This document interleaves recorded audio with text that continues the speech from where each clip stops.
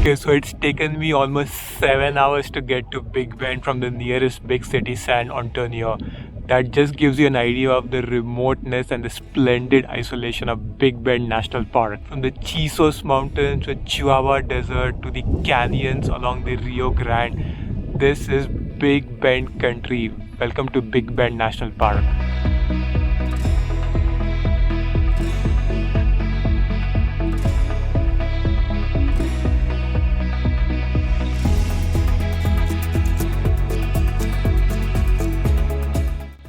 First stop is the Lost Mine Trail, the most popular trail in the national park, located right in the heart of the Chisos Mountains.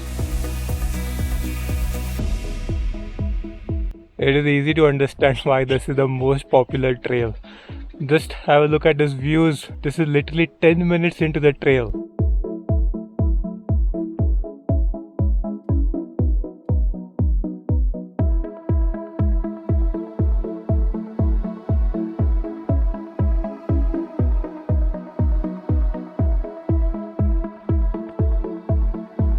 So did not see any mountain lion or a black bear, but saw plenty of beautiful scenery and spectacular views of the Chisos Mountains.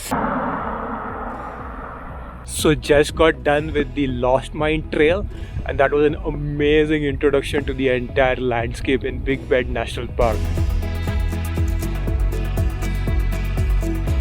So I've come to this viewpoint called as the Sotol Vista viewpoint, which came highly recommended by my Airbnb owners. And surprisingly, there aren't many people over here. There's only one car in the parking lot, so I tried to jostle for spaces with people in order to get a glimpse of this beautiful sunset.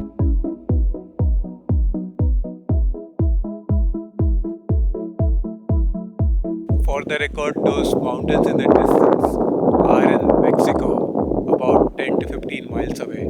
By the way, a big shout out to the lovely Airbnb hosts Sue and Joe, who run a really nice campground located in Terlingua Ghost Town right outside the park.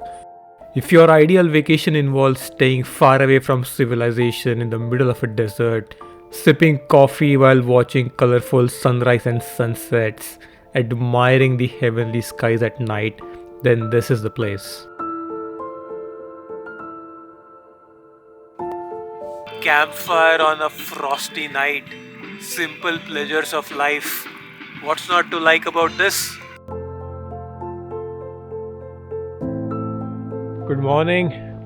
I'm on my way to the South Rim Trail, the longest trail in the national park at just about 12 miles.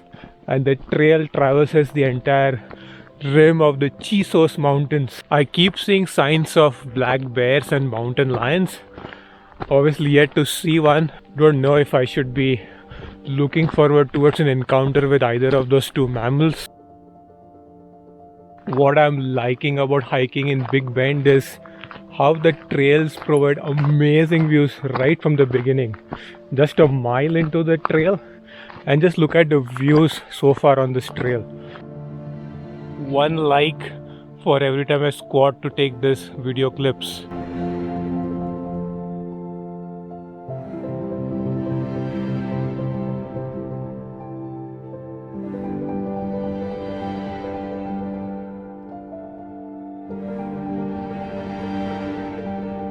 Started from way over there.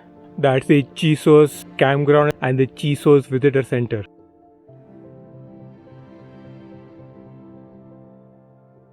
So far this trail has exceeded all my expectations of beauty. Luckily it hasn't yet exceeded my expectations of difficulty, which is a really good sign.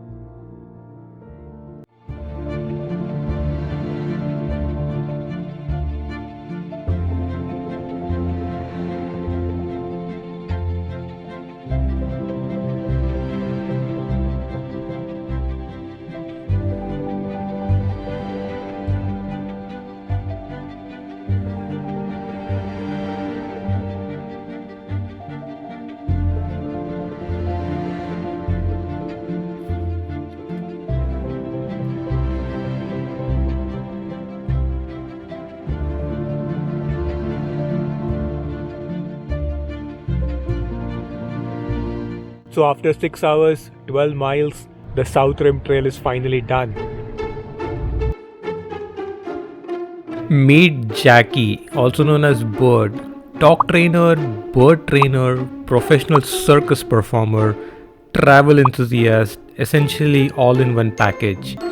And she kept us entertained in the desert with her incredible fire show.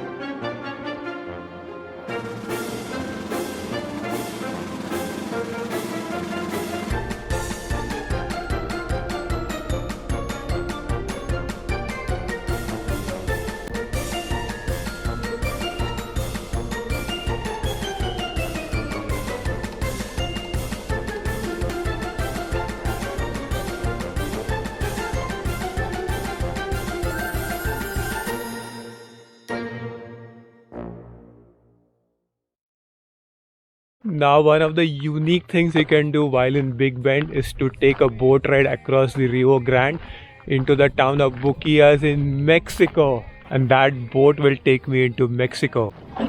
This is Fermin and he's going to take me into Mexico. This is an international ferry, possibly the shortest international ferry anywhere in the world. Bienvenido a México.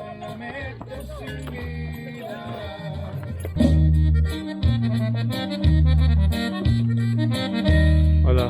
No alcanzaste a tomarte la foto. Esta vez fue en el carril de Herrera. Yo recuerdo muy bien ese día. This is my friend Jesus. Yeah, from Bouqillas, Mexico.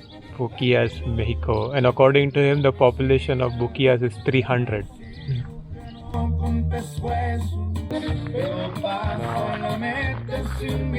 And the kids are really behind you to buy all their trinkets. Almost every souvenir shop seems to be selling exactly the same thing. No. So after wandering in the town for a couple of hours, eating some good tacos, sipping some margaritas, it was time to take the international ferry back into Texas.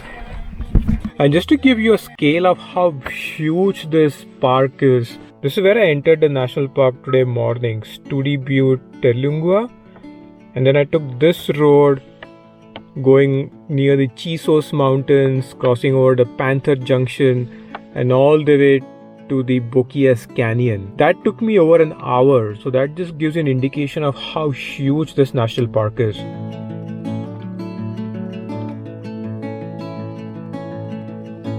Hopefully I won't have to worry about dehydration because it's only the month of February and the temperatures are a nice and comfortable 65 degrees Fahrenheit. But you need to be really prepared if you're coming in the middle of summer. Temperatures can easily exceed 110 degrees Fahrenheit, which would be really miserable.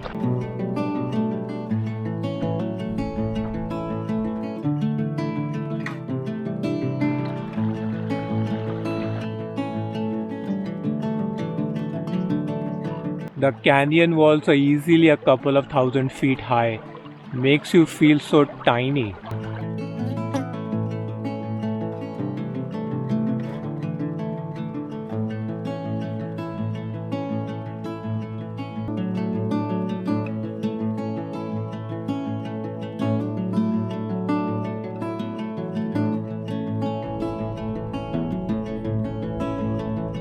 Miles in and the road has become progressively very questionable. There are so many bumps, so much of loose gravel all around.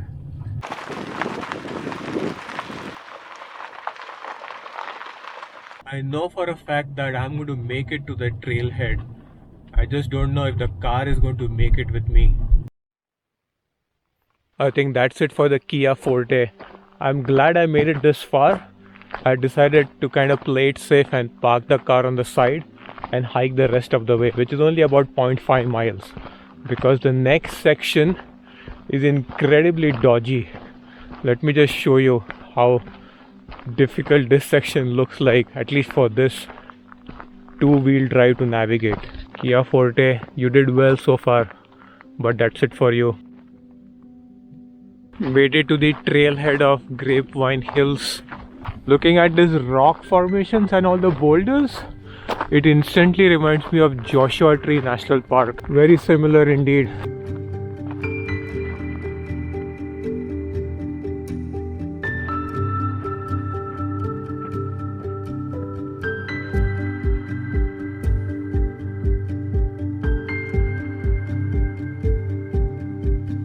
That's the balance rock.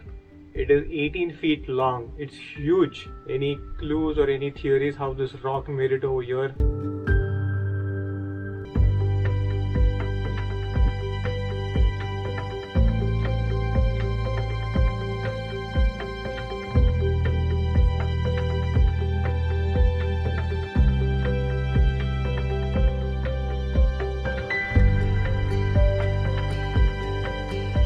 The moment I saw photos of this trail online, instantly I knew I'm going to love this trail. Really like how these boulders are all stacked up.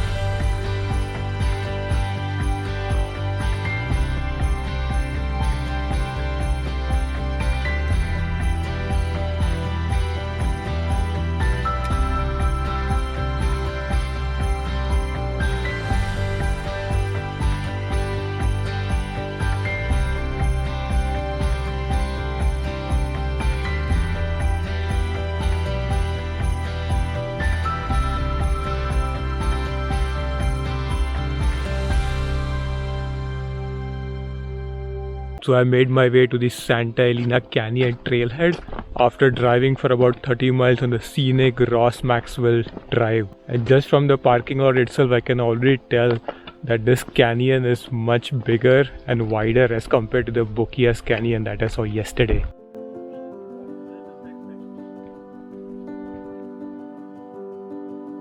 This seems to be a different species of cacti.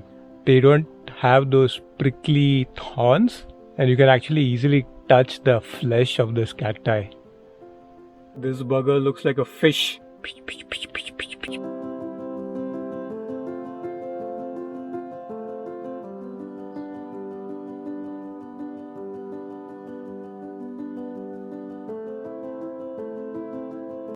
Where did you guys start? We started about a mile and a half or 2 miles down the stream at that St. Helena, maybe at the Okay. trailhead or And these are your own canoes or you rented them? foldable. They fold up and fit in the back of your car. Oh, cool. Very nice. Enjoy.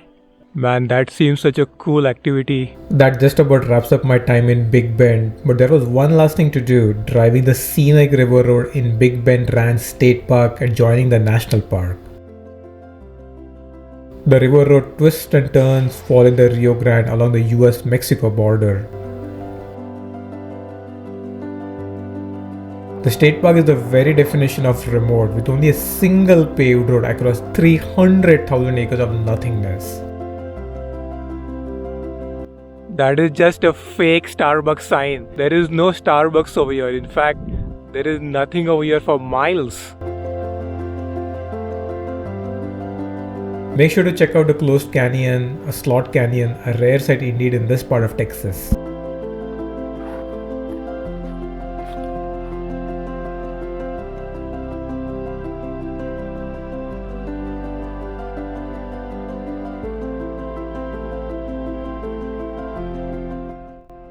Before this trip began, I had some preconceived notions that this part would be just a barren desert landscape with nothing interesting to see. But how wrong was I? From the Chisos mountains rising seemingly from nowhere across the vastness of the Chihuahuan desert, the Rio Grande River twisting and turning its way, carving countless number of canyons, to the very diverse ecosystem that you get to see in the desert. This has been such a great trip. Let me know in the comments if this is something that you would like to do in the future as well. This is a part of Texas that I would highly recommend you guys to check it out. Give it a like if you like this video, and until we meet again, it's bye. Have a look at this cacti. It's like it's ready to pounce on you and attack you.